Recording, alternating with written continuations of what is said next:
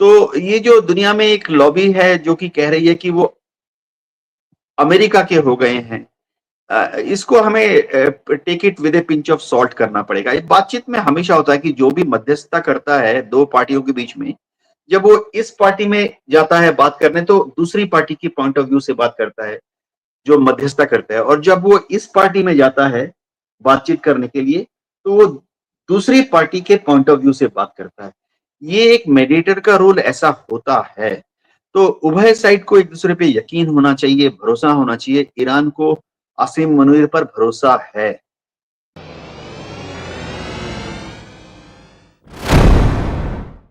किस तरह से देखते हैं आसिम मुनीर फिर ईरान पहुंच गए कैप्टन साहब, और बड़े सवाल लिए हुए हैं उनके साथ, बड़े सवाल कि भाई वो किसके कहने पे गए हैं, किस लिए गए। नंबर एक, क्या वो अमेरिका के दूत बन के गए हैं कि साहब मैं जा रहा हूं और कोई मामला जो है हल करता हूं, बातचीत फिर शुरू हो, इसलिए गए हैं।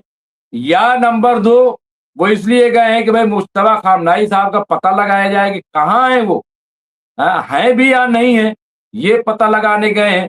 या जनरल वाहिदी से मुलाकात करने गए हैं कि भाई कब तक तख्ता पलट हो रहा है, कुछ तो बताओ ईरान में। तो एक तो ये अमेरिका के हवाले से सवाल है। दूसरा ये कि मुस्लिम नाटो बड़ी चर्चा है। तो दूसरा सवाल ये है कि क्या वो टर्की के कहने से गए हैं, सऊदी अरब के कहने से गए हैं कि भाई ईरान को प्रपोजल तो गया है कि आप भी शामिल हो जाइए इसमें, पूछिए जा करके, बात कीजिए, ऐसे फोन पे बात करोगे तो इजराइल सुन लेगा, अमेरिका सुन लेगा। हाँ, क्योंकि ना तो टर्की सेफ है, ना तो सऊदी सेफ है, और ना तो पाकिस्तान। इन सब की लगाम जो है वो अमेरिका के पास है, कैप्टन साहब तो कई बार कह चुके हैं। तो ये अगर सांस भी लेते हैं तो वो पता चल जाता है अमेरिका इजराइल को कि इतनी बार इन्होंने एक बार सांस ली, आला जिसको कहते हैं लगा करके, तो वो आला लगा हुआ है।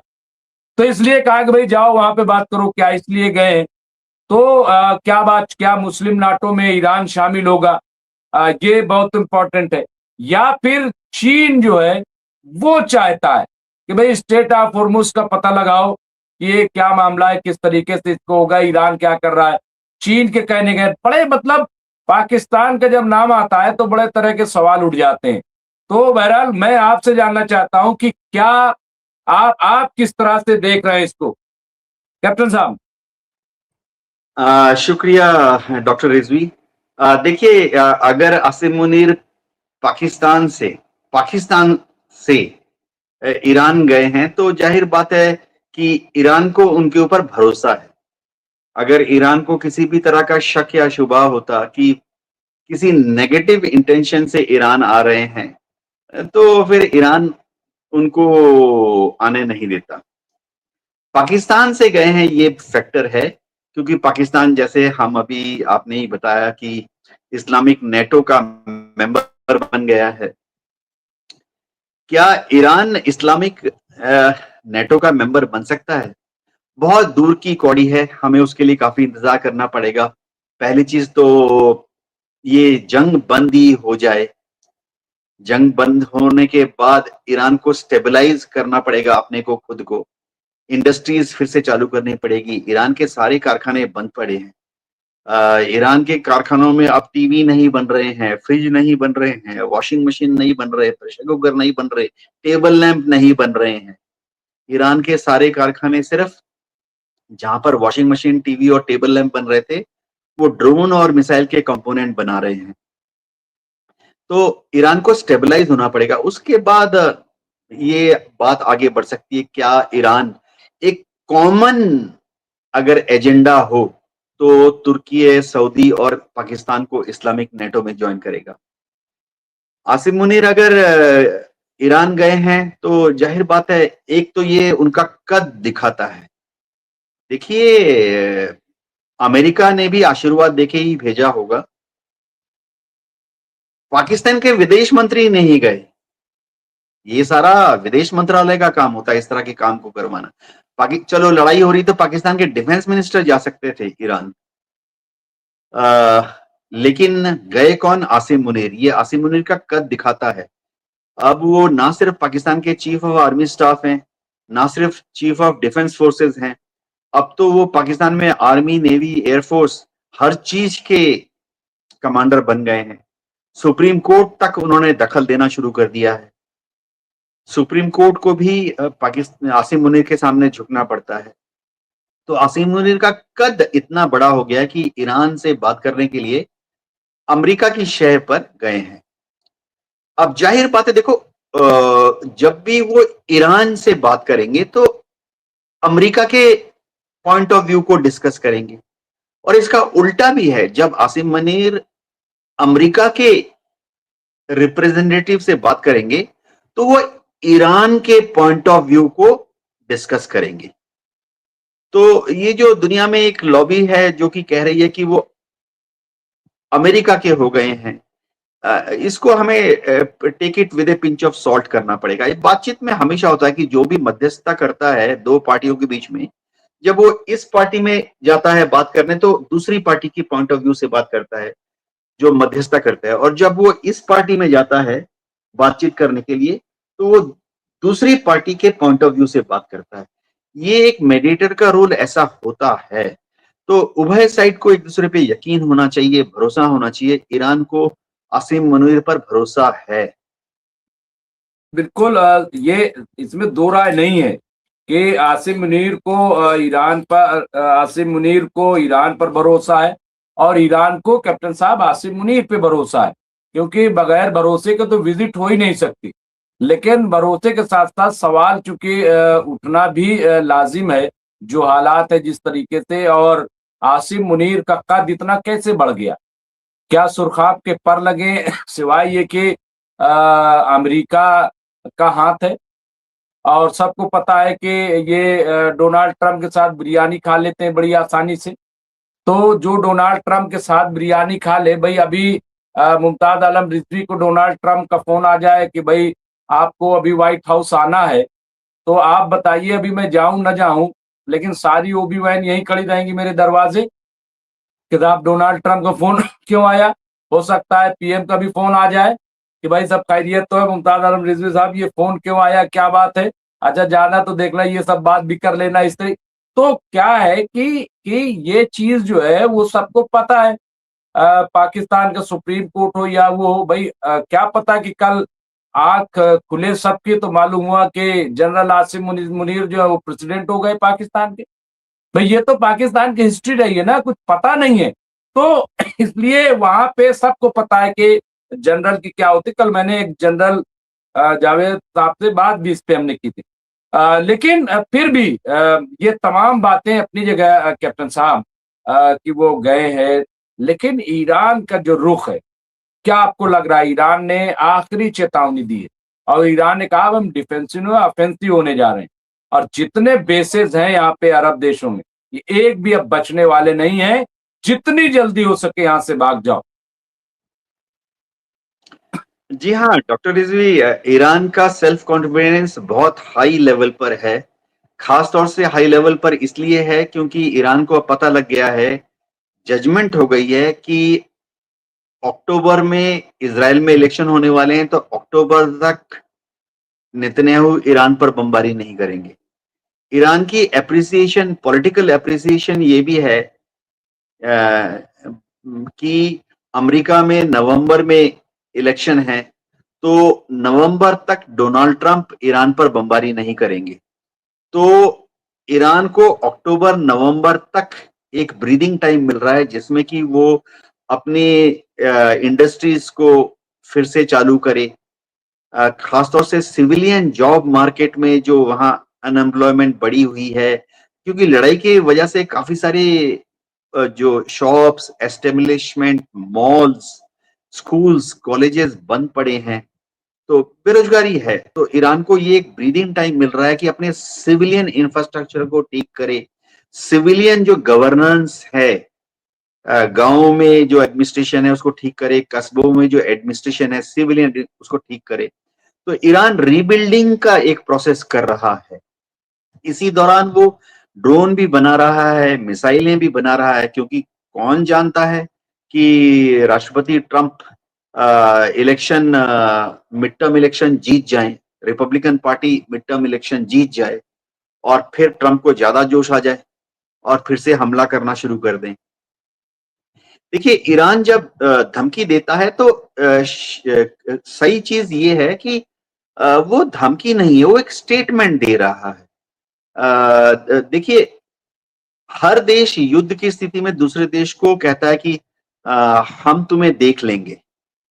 तो वो धमकी नहीं होती है, वो बोलने का अंदाज होता है। तो ईरान गल्फ कंट्रीज को और अमेरिका को सिर्फ समझाने की कोशिश कर रहा है कि अगर दोबारा से ईरान पर बमबारी शुरू की तो फिर ईरान दोबारा से अपने ड्रोन्स और मिसाइल्स का इस्तेमाल करके गल्फ कंट्रीज में जो अमेरिकन बेसेस हैं उनको ठिकाने पर लगाएगा। ईरान का सेल्फ कॉन्फिडेंस, डॉक्टर रिजवी, मैं इसलिए भी बता देता हूं कि बढ़ गया है कि पिछले हफ्ते ईरान के जो जियोलॉजिकल साइंटिस्ट हैं उन्होंने रिपोर्ट किया है कि ईरान में बहुत विशाल, यानी अब तक का सबसे बड़ा गैस का भंडार मिला है, 2,80,000 बिलियन क्यूबिक फीट का। तो आने वाले 5-10 साल के अंदर आप देखेंगे कि ईरान को पूरा भरोसा है कि दुनिया भर के गैस सप्लाई का बहुत बड़ा स्रोत ईरान बन जाएगा। ईरान ने ऑलरेडी यूरोपियन देशों को इनवाइट दे दिया है कि आप आइए, जैसे ही लड़ाई बंद होगी तो यूरोपियन देश आए, इन्वेस्टमेंट करें, ट्रांसफर ऑफ टेक्नोलॉजी दें, ड्रिलिंग करें, और अगर जरूरत पड़े तो एक सीधा गैस पाइपलाइन, ये जो नया जो गैस फील्ड ढूंढा है, ईरान से शुरू करके तुर्की होते हुए यूरोप तक ले जाएं। यूरोप में गैस की बहुत कमी है क्योंकि रशिया से तो ले नहीं पा रहे हैं। यूक्रेन और रूस के युद्ध के तहत अमेरिका ने दबाव डाला है। तो यूरोपियन कंपनीज भी बहुत बेचैन हैं कि किस तरह से ईरान का युद्ध रुक जाए, तो यूरोपियन कंपनीज वहां इन्वेस्टमेंट करे, टेक्नोलॉजी लेके जाए और गैस पाइपलाइन सीधा गैस को ईरान से यूरोप भेजे। इन सब के मद्देनजर ईरान का जो कॉन्फिडेंस लेवल है वो दिन दुगने रात चौगुने बढ़ रहा है। जी डॉक्टर रिजवी। नहीं नहीं, बिल्कुल ये सही है। और ये बहुत ही ईरान के लिए पॉजिटिव साइन है। और मेरा ख्याल ये है कैप्टन साहब कि हिंदुस्तान भी जो है बहुत खुश हो रहा होगा कि भाई ये तो बड़ा अच्छा हो गया, क्योंकि सबसे ज्यादा मारा मारी देखिए यहीं पे है। हिंदुस्तान में बड़ी अफरा तफरी मची हुई है, मैं आपको बता दूं, बहुत ज्यादा। और खास तौर से पेट्रोल को लेकर के जो रिपोर्टें रोज आ रही सोशल मीडिया पे कि पेट्रोल पंप पे पेट्रोल नहीं मिल रहा है, पानी मिल रहा है, और अजीब गरीब सूरत हाल है, वहां पे मारपीट तक हो रही है। ये सूरत हाल है। कल तो एक मुझे गाड़ी वाले ने बताया कि टैक्सी वाले ने कि ओरिजिनल पेट्रोल तो 180 मिल रहा है, 175 मिल रहा है। हमने कहा ये ओरिजिनल क्या होता है? अरे कहा मतलब प्योर जो है, वो कहता है खामोशी से कि अगर प्योर चाहिए तो इतनी कीमत का है। अब आप बताइए। हाँ, तो ये हाल है। तो बहरहाल, और गैस तो हिंदुस्तान भी चाह रहा होगा कि जल्दी से ये सब मामला खत्म हो, तो अडानी जी को भेजा जाए, अंबानी जी को भेजा जाए कि वहां जल्दी जल्दी वो भी कब्जा करे, कहाँ कहाँ क्या क्या जो है, और गैस जल्दी जल्दी। और ये कोई गलत नहीं है, मैं कह रहा हूँ। मैं नाम तो अडानी और अंबानी को यूं ही ले रहा हूँ क्योंकि वही बड़े हैं, लेकिन ये गलत नहीं है। मैं इसको पॉजिटिव कह रहा हूँ। मैं तो चाहता हूँ कि वहां पे और लोग भी जाएं और खरीदें और ये करें और रिश्ते मजबूत करें। लेकिन ये सब चीजें दूसरी जगह हैं। लेकिन जो सबसे बड़ा ये है, ये मुस्लिम नाटो क्या है और क्यों, मतलब अगर अगर बाय द वे मान लीजिए गए आसिम मुनीर कैप्टन साहब, अगर 1% मान लीजिए ईरान शामिल होता है तो क्या होगा? नंबर एक। नंबर दो, ये कि अब जो ये खबर आ रही है कि पावर सेंटर चेंज हो रहा है, इसको किस तरह से देख रहे हैं? हाँ देखिए डॉक्टर रिजवी, इस्लामिक नेटो क्या बनेगा? अच्छी बात है, क्योंकि बतौर मिलिट्री एक्सपर्ट मेरा ये कहना है कि जब भी मिलिट्री गठबंधन होते हैं वो स्टेबिलिटी लाते हैं। ये सोचना कि मिलिट्री गठबंधन जो है युद्ध लड़ने की तरफ इशारा करते हैं, या मिलिट्री गठबंधन जो है युद्ध को चालू करने के लिए गठबंधन, ऐसा नहीं है। दुनिया में जहां जहां मिलिट्री अलायंस हुए हैं उससे क्या होता है, एक मजबूती मिलती है, और जो दूसरा पक्ष है उसको भी आइडिया हो जाता है कि यार लड़ाई नहीं करनी। वार्सा पैक्ट हो, सिएटो हो, सेंटो हो, इन सब ने एक स्थायित्व दिया है। वार्सा पैक्ट बहुत बड़ा कारण है कि क्यों पश्चिमी देशों ने रूस के ऊपर कभी हमला नहीं किया। इसी तरह से नेटो एक बहुत बड़ा कारण है कि क्यों रूस ने कभी यूरोप पर हमला नहीं किया। इसी तरह से सेंट्रल एशिया में जो स्टेबिलिटी है उसको कायम करने के लिए सीएटो, सेंटो इस तरह की ऑर्गेनाइजेशन का बहुत बड़ा योगदान रहा है। तो जब इस्लामिक नेटो बनेगा, उससे दुनिया में युद्ध, खासतौर से पश्चिम एशिया में युद्ध होने के चांसेस कम होंगे, क्योंकि सबको मालूम है कि ताकत बड़ी है, उलझ के फायदा नहीं है, तो तोप मत फायर करो, टेबल लाओ और बातचीत करो, सुलझा लो आपस में। देखिए, इस्लामिक नेटो का कुछ दिक्कतें हैं डॉक्टर रिजवी। पहली चीज तो मैं सपोर्ट कर रहा हूं इस्लामिक नेटो, जैसे मैंने कहा ये स्टेबिलिटी देगा उस पूरे रीजन को। लेकिन कुछ दिक्कतें हैं डॉक्टर रिजवी। क्या होता है कि जब भी ऐसा फौजी गठबंधन बनता है तो एक कॉमन एनिमी होना चाहिए, कि हम 3 4 5 6 7 8 इस तरफ और उस तरफ वो वाली पार्टी। तो अभी जितना इस्लामिक नेटो के नाम पर, पहली चीज तो मक्का एग्रीमेंट में ज्यादा अच्छा नाम होगा। ये जो तुर्की है, सऊदी है, पाकिस्तान है, इनका कोई कॉमन एनिमी नहीं है, एनिमी ही नहीं है। तुर्की का तो कोई एनिमी है ही नहीं। तुर्की का दुश्मन कौन है? इजराइल। ठीक है, पॉलिटिकल टेंशन है, लेकिन लड़ाई जैसा माहौल नहीं है, कहीं नहीं है, हो भी नहीं सकती। तुर्की नेटो में है, इजराइल अमेरिका का दोस्त है। तो ये सोचना कि तुर्की का दुश्मन इजराइल है और इस हद तक है कि शायद कभी इजराइल तुर्की पर हमला कर देगा, सवाल ही नहीं उठता है। तो सऊदी और पाकिस्तान को जाके तुर्की को हेल्प देने की कोई जरूरत नहीं पड़ेगी इजराइल के खिलाफ। तुर्की की छोटी बॉर्डर skirmish होती रहती है, वो ग्रीस के साथ थोड़ा टेंशन है, 1000 साल पुरानी लड़ाई है तुर्की और ऑटोमन एम्पायर के टाइम से तुर्की और ग्रीस के बीच में। 1000 साल क्या, मैं 500 साल, 200 साल। वो साइप्रस को लेके थोड़ा सा विवाद होता रहता है, बॉर्डर 5 किलोमीटर इधर, बॉर्डर 3 किलोमीटर उधर। ठीक है, लेकिन उससे लड़ाई नहीं करते ये लोग, आपस में लड़ाई नहीं करते। अब दूसरा मेंबर है सऊदी। सऊदी का तो कोई दुश्मन है ही नहीं, लेंस लेके भी ढूंढ लो तो सऊदी का कोई देश दुश्मन नहीं है। ये हमास, हौती और ये सब तो, हिजबुल्लाह, ये सब तो टेम्पररी फिनोमेना है ना। हौती है नहीं है, ठीक है, ये तो कौन सा मुल्क है जो कि सऊदी का दुश्मन है? कोई भी मुल्क नहीं है। लोग कहते हैं ईरान। अरे ईरान ने तो 1 मार्च के पहले कभी भी सऊदी पर हमला नहीं किया। अभी भी ईरान के राष्ट्रपति पेजेश्कियन एमबीएन को, मोहम्मद बिन सुल्तान को फोन करते हैं और मुआफी मांगते हैं कि भाई माफ कर दो, आप हमला सऊदी पर नहीं कर रहे, हमारे ड्रोन और मिसाइल का रुख तो अमेरिकन बेसेस की तरफ है। तो सऊदी का दुश्मन कौन है? ईरान तो नहीं है। पाकिस्तान का दुश्मन कौन है? एकमात्र दुश्मन है इंडिया। वो अफगानिस्तान, वो टेंशन, वो सब तो साइड शो है। तो क्या इंडिया के साथ कुछ हरकत होने पर तुर्की अपनी आर्मी, नेवी, एयरफोर्स भेज सकता है? बहुत दूर है, हजारों किलोमीटर दूर है। क्या भारत के साथ टेंशन होने पर पाकिस्तान की सपोर्ट में सऊदी कुछ भेजेगा, आर्मी, नेवी, एयरफोर्स? दूर भी है। और हमारे रिश्ते, भारत के रिश्ते सऊदी के साथ क्या शानदार है, बहुत ही बेहतरीन है। सऊदी में लाखों भारतीय काम कर रहे हैं, लाखों भारतीय काम कर रहे हैं और उनकी इज्जत है सऊदी में। भारतीयों को वहां, बाय द वे, बनिस्बत हमारे पड़ोसी मुल्क से भी बहुत लोग जाते हैं सऊदी में काम करने के लिए, लेकिन हमारे पड़ोसी मुल्कों की मुकाबले भारतीय कारीगरों की वहां इज्जत है।